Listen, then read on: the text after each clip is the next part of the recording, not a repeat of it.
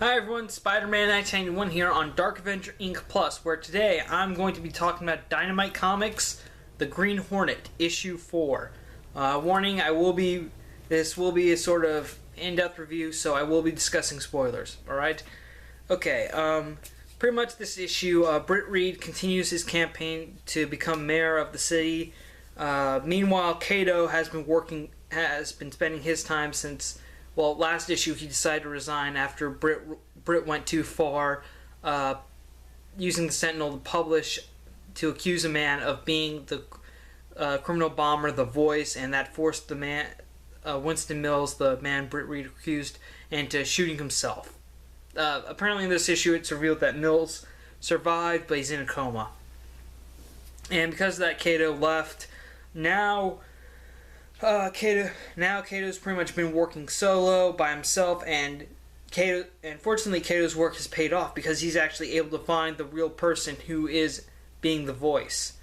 And so then we cut to Britt Reed's press conference, and Kato, but unfortunately it's crashed by Kato, who pretty much delivers the person who's the real Voice, and it's revealed that the Voice is actually the member of the rich guy club that the Fortune Club that Britt Reed is a member of, and it's the butler there. And apparently he confesses to Kato pretty much made him force in public that he's the Voice. He was behind all the bombings, and Britt notices that Kato is there, and Britt starts to go after him just right when the people are getting riled up at Britt Reed for accusing someone being a criminal, and that led to some very unfortunate circumstances. And so after that night, Britt Reed is pretty much wildly discredited. I mean, everyone's just in a feud with him. He's pretty much, I'd say Britt Reed should just drop out of the mayoral election. And the last pages of the issue show that apparently the members of the Fortune Club are actually the real masterminds behind the bombings, that they planted the bombings. They had their butler take the fall just so that they could cash in on some federal reparations for all the bombing damages. And also apparently they planted one more bomb, which was in the butler's jail cell, which exploded and killed him. Okay, Green Hornet number 4. This issue is written by Mark Waid, and all I can say is this is a real great issue. Okay, stuff was revealed, and it was things you didn't really expect. I really like how in this whole Green Hornet universe, even though Britt's a crime fighter, he masquerades as a criminal, but also that he doesn't necessarily fight guys who are posing as supervillains, like who have weird names or strange costumes. No, it's basically a more realistic crime. I think it's a more realistic crime fighting book than most I mean, it's not really a superhero book so much as it's just basically crime fighting.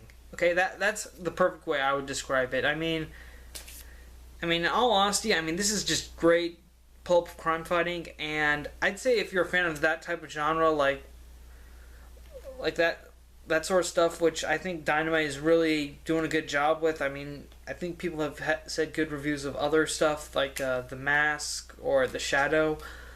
I